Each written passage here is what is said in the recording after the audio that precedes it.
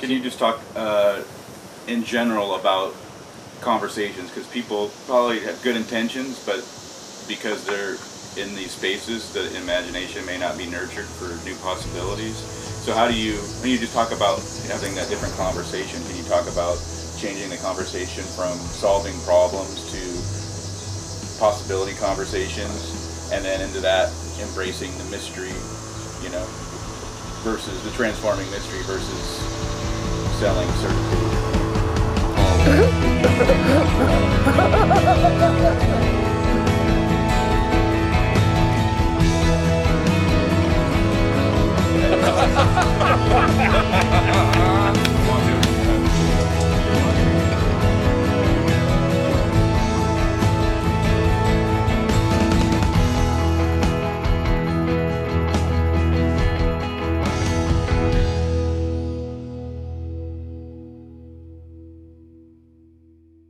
Well, I think it's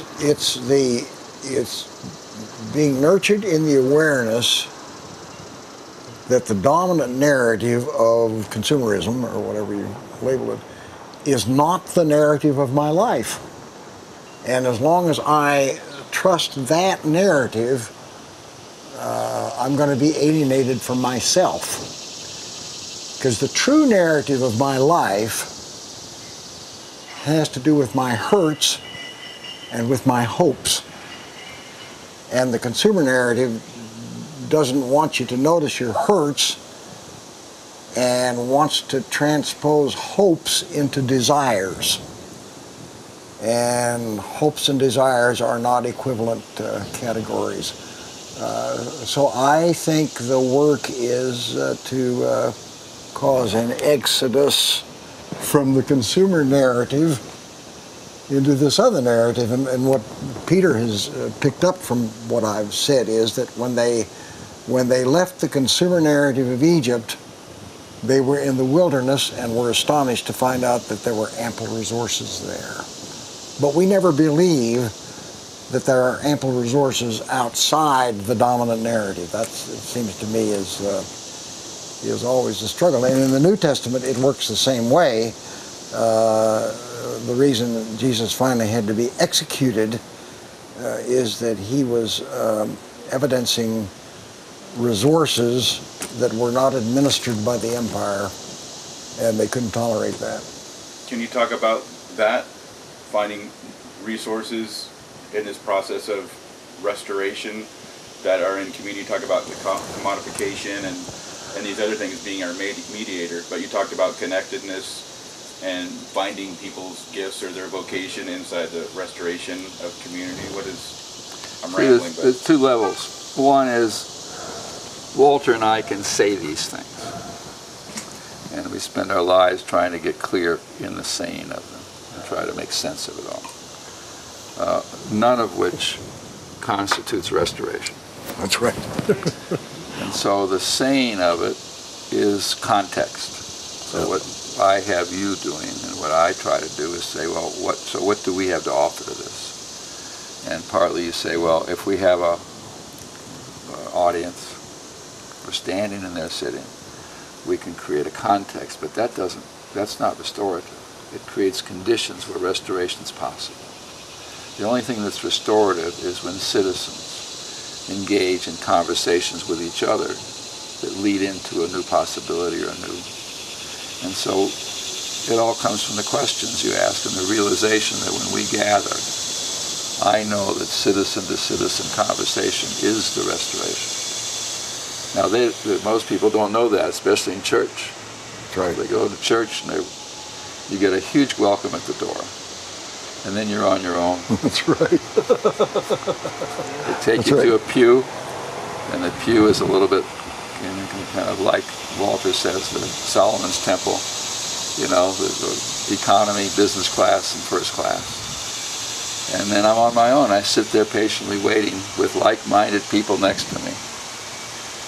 And for the professional to inspire me, restore my. So that's not restoration. That's just sophisticated patriarchy. And some are better than others. So the restoration in every case is citizens engaged in a conversation of ownership, forgiveness. You know, the restorative justice is so amazing. I was at a conference 2 weeks ago. And so they're working with murderers now. And they stayed away from violent crime for a long time. And they said that we're interested in healing. We're not interested in retribution. And so they say to the victim and their family, are you open to a conversation that might lead to some kind of reconciliation and healing?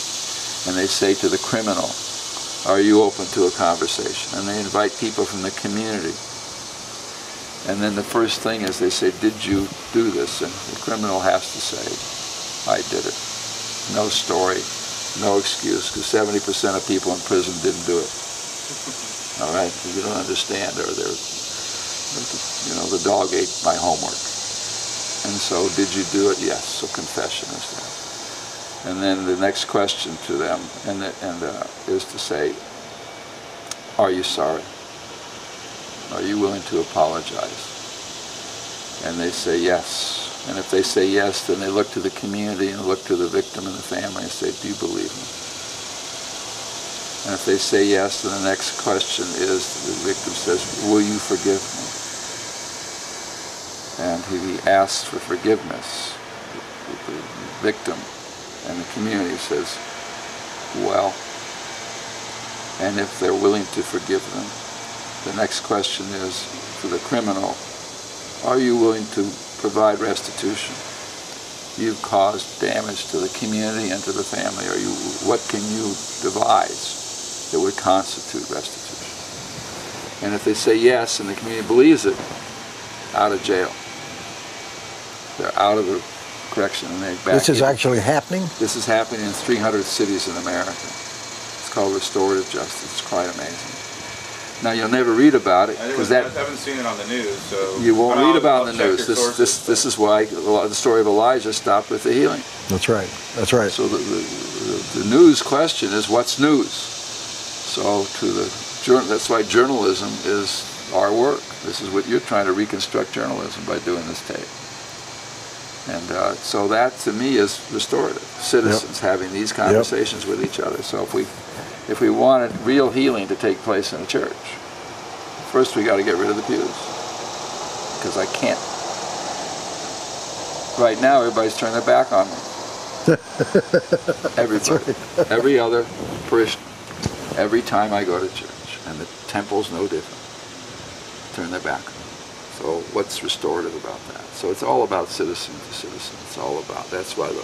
What do you mean by citizen? You taxpayer? I mean citizen is non-leaders. Non-leaders. And now this word citizen has got corrupted because people say you can't do that because now it's illegal, undocumented. That's right. Undocumented workers. I love this. So I want to be undocumented. So in the Vietnam War we tore up. That's right. We got undocumented. We undocumented ourselves. So Walter is a voice.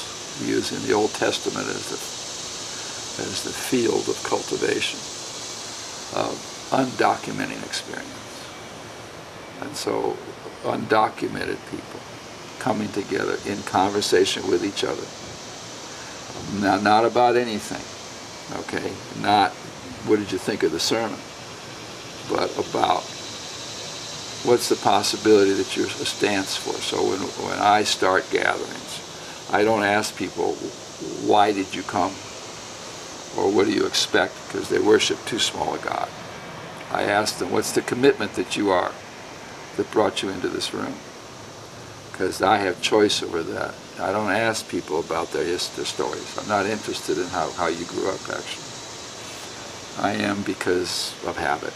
I'm interested in what's the commitment that you are? What's the possibility? So this is where Walter leads us into a context in which these conversations now make sense. What are you doing to create the very thing you're complaining about? I love that question. That's a loving question.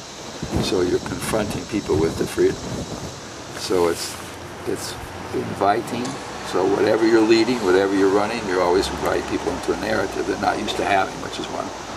I'm creating this world. I am into living a future. Elijah is my role model, the unconventional leader. Yeah. Who, when people said, what do you want for that? The answer was, nothing comes to mind at the moment. Elijah, why did you heal the Syrian general? He says, that's because that's what I do. Where did you get the training that led to that healing? He said, I remained silent. I got on my knees and put my hands together, and I've been listening to God for a long time. That's my credential.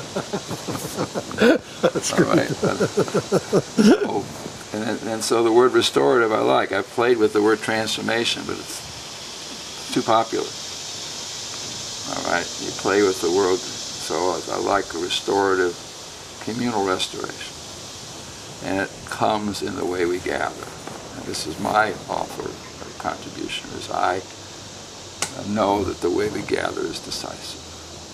I know it's decisive. And most of the ways we gather are deciding us back into patriarchy and the economy. And so all the questions of children, all the questions of safety, I know, is gathering. Now, people in leadership positions then have a hosting function. And so what I see Walter doing is creating conditions where hosting or neighborliness gets honored again, gets reestablished. And your job is in the ministry is to bring neighborliness and hosting. And then you can get really specific about that. You can say what kind of room is good for hosting.